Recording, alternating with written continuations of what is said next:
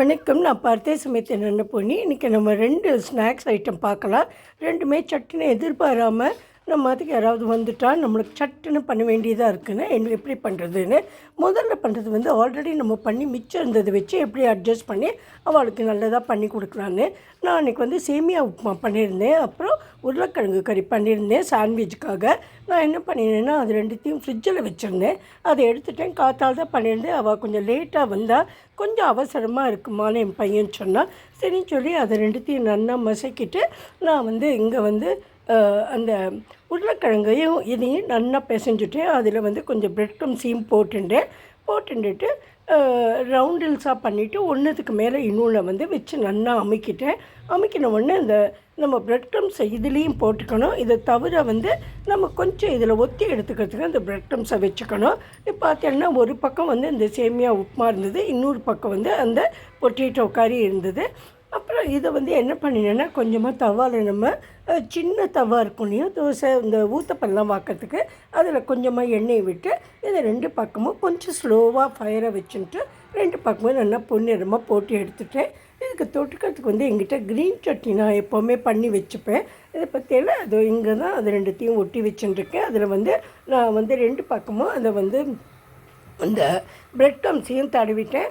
இப்போ நம்ம இந்த எண்ணெயில் போட்டு எடுத்துடலாம். ரொம்ப எண்ணெய் வைக்க வேண்டாம், ஏன்னா அப்புறம் கொஞ்சம் எண்ணெயை குடிக்குது. ஏன்னா இதில் தண்ணி இருக்கு இல்லையா, அதனால் பார்த்து கொஞ்சமாக எண்ணெயை வச்சுட்டு நம்ம அதை வறுத்து எடுத்துடலாம். 1 ஸ்பூன் எண்ணெய் விட்டால் போகிறோம். கொஞ்சம் முள்ளமாக வச்சிடனா, தீயை முள்ளமாக வச்சுட்டோன்னா கண்டிப்பாக நல்ல முறை நம்மளுக்கு கிடைக்கும். கொஞ்சம் பொறுமையாக பண்ணணும், அவ்வளோதான். இதுக்கு தான் ஒரு 5-6 நிமிஷம் ஆகும். இதை பற்றிலாம் இது இந்த மாதிரி ப்ரௌன் ஆனால் போகிறோம். ஏன்னா ஏற்கனவே வெந்தது தானே, எல்லாமே ரொம்ப நல்லா இருந்ததுன்னு சொன்னால். இது கூட இதை அவளுக்கு நான் இந்த க்ரீன் சட்னி, அதுக்கப்புறமா எங்கிட்ட ஸ்வீட் சட்னியும் இருந்தது, அது ரெண்டுத்தையும் விட்டு மேலே விட்டு கொடுத்துட்டு இதை நான் ஒரு பக்கம் போட்டு இன்னொரு பக்கமும் போட்டு ஈஸியாகவே எடுத்துடலாம். உடஞ்சி போயிடுமோ, சாஃப்டாக இருக்கேன்னா ஒன்றும் பயப்பட வேண்டாம், நல்லா வரும்.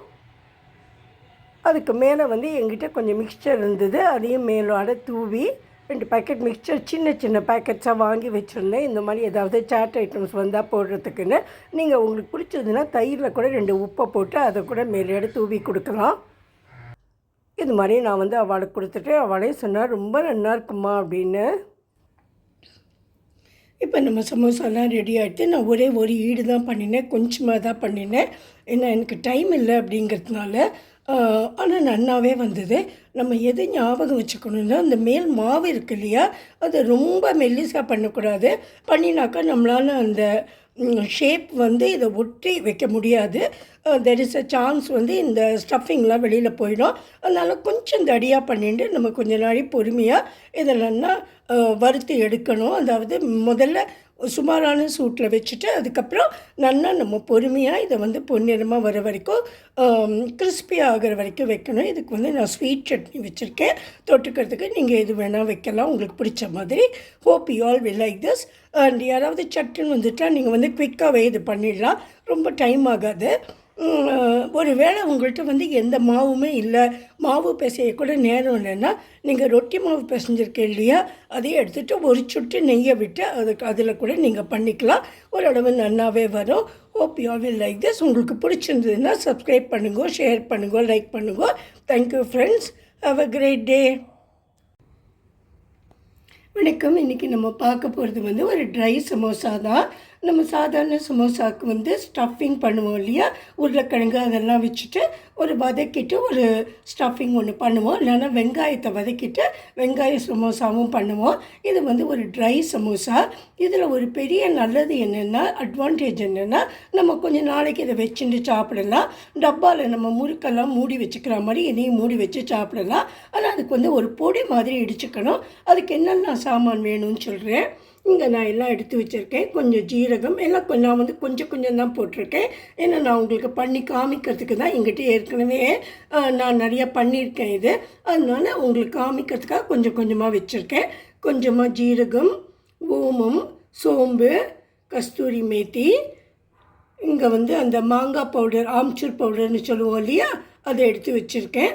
இதெல்லாம் போட்டு நம்ம பண்ண வேண்டியது தான். இதெல்லாம் நம்ம சேர்த்து பிடிச்சிக்கும் போது உங்களுக்கு ஏதாவது கரம் மசாலா மாதிரி வேணும் அப்படின்னா நீங்கள் அதுவும் கொஞ்சமாக ஆட் பண்ணிக்கோங்க. நான் அங்கே சாட் மசாலா எடுத்து வச்சுருக்கேன். அப்புறம் கொஞ்சம் பெருங்காயம், அப்புறம் சில்லி ஃப்ளேக்ஸு, உப்பு வந்து நான் அந்த பிங்க் கலர் உப்பு வச்சுருக்கேன். இதெல்லாம் சேர்த்து நம்ம ஒரு பொடி மாதிரி பண்ணின்னு வந்துடலாம் முதல்ல. ஆனால் இதெல்லாம் போடுறதுக்கு முன்னாடி நம்ம வந்து இந்த கடையில் ஏதாவது கிடைக்கும் இல்லையா, அந்த ஓமப்பொடி அதெல்லாம், அது மாதிரி ஏதாவது ஒன்று வாங்கி அதையும் 2 ஸ்பூன் போட்டுட்டு இதன் கூட நம்ம சேர்ந்து நல்லா அரைச்சிக்கலாம். எனக்கு இன்றைக்கி இந்த கட்டா மீட்டாக தான் கிடைச்சது. அந்த மிக்சர் வச்சுருக்கேன். இதை வந்து எடுத்து இதன் கூட போட்டுட்டு, உங்களுக்கு கட்டா மீட்டாவாக இல்லைனாக்கா நீங்கள் கொஞ்சம் சர்க்கரையும் இதில் போட்டுக்கலாம். நம்ம நல்லா பொடி மாதிரி பொடிச்சுன்னு வந்துடலாம் முதல்ல. உங்களுக்கு இந்த ஓமப்பொடி சேவ் காட்டியான்னு கிடைக்கும். அது கிடைச்சா கூட சின்ன பேக்கெட் வாங்கி பாதி பேக்கெட் போட்டு நம்ம அரைச்சிக்கலாம். உங்களுக்கு எது பிடிச்சதோ அது இதை போட்டுட்டு நம்ம எல்லாத்தையும் நல்லா பொடி பண்ணி வந்துடலாம். இப்போ வந்து நம்ம ஸ்டஃபிங் ரெடி ஆகிடுது. இப்போ அதுக்கு மேல் மாவு பண்ணணும் இல்லையா, அதுக்காக கொஞ்சம் நான் கோதுமை மாவு எடுத்துட்டுருக்கேன். நீங்கள் மைதா மாவும் எடுத்துக்கலாம், இல்லை மைதாவும் கோதுமையும் கலந்து கூட எடுத்துக்கலாம்.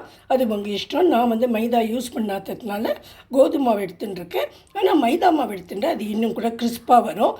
அதுக்கு வந்து கொஞ்சம் நெய்யை விட்டுட்டு கொஞ்சம் உப்பு போட்டுட்டு நல்லா முதல்ல வந்து கையால் பிசைஞ்சுட்டு அது வந்து திரியாக வரணும். முதல்லையே தண்ணியை கொட்டக்கூடாது. அப்புறம் கொஞ்சமாக தண்ணியை கொட்டி நல்லா சாஃப்டாக பிசைஞ்சுக்கலாம். நம்ம இப்போ பிசைஞ்ச மாவை ரவுண்டாக இட்டுட்டோம். நீங்கள் இடும்போது கொஞ்சம் அரிசி மாவோ இல்லை மைதா மாவோ தொட்டுண்டு இடலாம். மைதா மாவை தொட்டுண்டா என்ன ஒரு அட்வான்டேஜ்னால் அது ஒட்டாது. அதனால நம்ம ஆயிலெல்லாம் அந்த மாவு வந்து விழாது. கோதுமாவெலாம் கொஞ்சம் அதில் விழும். நம்ம எது வேணும்னா உங்கள் சௌரியத்துக்கு ஏற்ற மாதிரி இதை தொட்டு நம்ம இட்டுக்கலாம். ரொம்ப மெல்லிசாவும் இல்லாமல் ரொம்ப தடியாகவும் இல்லாமல். அப்புறம் இப்படி நடுவில் கட் பண்ணிவிட்டு சமோசா மாதிரி ஷேப் பண்ணி அந்த ஸ்டஃபிங்கை வச்சு நம்ம வறுத்து எடுத்துடலாம். இப்போ வந்து இதை 2 பீஸாக கட் பண்ணிவிட்டேன். இதை நம்ம மடக்கி எப்படி ஒரு சொப்பு மாதிரி பண்ணி அந்த ஸ்டஃபிங்கை வந்து இதுக்குள்ளே வைக்கலான்னு காமிக்கிறேன். இப்போ வந்து இதை எடுத்துட்டு நம்ம வந்து இப்படி ரவுண்டாக பண்ணிக்க வேண்டியது தான்.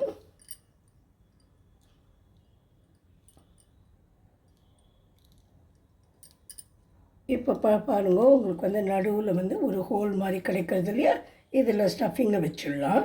ஸ்டஃபிங்கை வச்சுட்டு இதை வந்து 2த்தையும் மூடிடலாம். தன்னாலே ஒட்டிக்கும். ஆனால் நீங்கள் பண்ணும்போது ரொம்ப தின்னாக பண்ணாதீங்கோ. இந்த மேல் மாவு என்ன பண்ணினேன்னாக்கா உங்களுக்கு வந்து நிற்காது. அந்த இது நம்ம பண்ணும்போது நம்ம நெய்யை விட்டு பேசினதுனால கிறிஸ்பாகவே வரும், திக்காக இருந்தால் கூட. இப்போ வந்து நான் இதற்குள்ளே ஸ்டஃபிங்கை வச்சு உங்களுக்கு ஒட்டி காமிக்கிறேன். இப்போ வந்து இதுக்குள்ளே ஸ்டஃபிங் வச்சுட்டேன். நான் வச்சுட்டு இது இருக்குல்லையா, இந்த 2 மூலையும் இப்படி நல்லா ஒட்டிக்கலாம். நம்ம வெளியிலேயே வராது, நீங்கள் கவலையப்பட வேண்டாம். அது மாதிரி இந்த ஓரமும் நல்லா ஒட்டின்னு இருக்கான்னு பாருங்க. ஒட்டிக்கலான்னு இப்படி மடக்கி கூட விட்டுக்கலாம். நீங்கள் ஒன்றும் ஆகாது. ரொம்ப ஈஸி தான் இது பண்ணுறது. இதை அப்படியே நம்ம போட்டு எண்ணெயில் போட்டு எடுத்துடலாம். அவ்வளோதான். இப்போ நான் வந்து எண்ணெயை வச்சுருக்கேன். இப்போ நம்ம சமோசாவை ரெடி ஆகிட்டு இது வந்து கொஞ்சமாக தணல், ரொம்ப சூடாக வேண்டாம். 3/4 சூடு ஆனப்புறமே நம்ம இதை போட்டு கொஞ்சம் கேஸை சின்னதாக்கிட்டு முள்ள நல்லா இது வந்து பொன்னிறமாக வர வரைக்கும் வறுத்து எடுத்துடலாம்.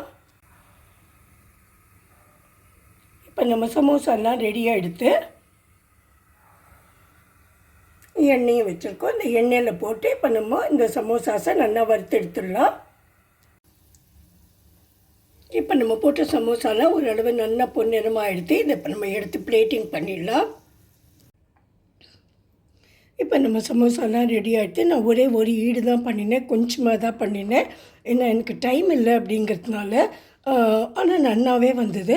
நம்ம எது ஞாபகம் வச்சுக்கணுன்னா, அந்த மேல் மாவு இருக்கு இல்லையா, அது ரொம்ப மெல்லிசாக பண்ணக்கூடாது. பண்ணினாக்கா நம்மளால் அந்த ஷேப் வந்து இதை ஒட்டி வைக்க முடியாது. தெர் இஸ் அ சான்ஸ் வந்து இந்த ஸ்டஃபிங்லாம் வெளியில் போயிடும். அதனால் கொஞ்சம் தடியாக பண்ணிட்டு நம்ம கொஞ்ச நாளை பொறுமையாக இதெல்லாம் வறுத்து எடுக்கணும். அதாவது முதல்ல சுமாரான சூட்டில் வச்சுட்டு அதுக்கப்புறம் நல்லா நம்ம பொறுமையாக இதை வந்து பொன்னிறமாக வர வரைக்கும் கிறிஸ்பி ஆகிற வரைக்கும் வைக்கணும். இதுக்கு வந்து நான் ஸ்வீட் சட்னி வச்சுருக்கேன். தொட்டுக்கிறதுக்கு நீங்கள் எது வேணால் வைக்கலாம் உங்களுக்கு பிடிச்ச மாதிரி. Hope you all will like this. And யாராவது சட்டுன்னு வந்துட்டால் நீங்கள் வந்து குவிக்காகவே இது பண்ணிடலாம். ரொம்ப டைம் ஆகாது. ஒரு வேளை உங்கள்கிட்ட எந்த மாவுமே இல்லை, மாவு பிசைய கூட நேரம் இல்லைன்னா நீங்கள் ரொட்டி மாவு பிசைஞ்சிருக்கேன் இல்லையா, அதையும் எடுத்துகிட்டு ஒரு சுட்டு நெய்யை விட்டு அதில் கூட நீங்கள் பண்ணிக்கலாம். ஓரளவு நல்லாவே வரும். Hope you will like this. உங்களுக்கு பிடிச்சிருந்ததுன்னா சப்ஸ்கிரைப் பண்ணுங்க, ஷேர் பண்ணுங்க, லைக் பண்ணுங்க. Thank you friends. Have a great day.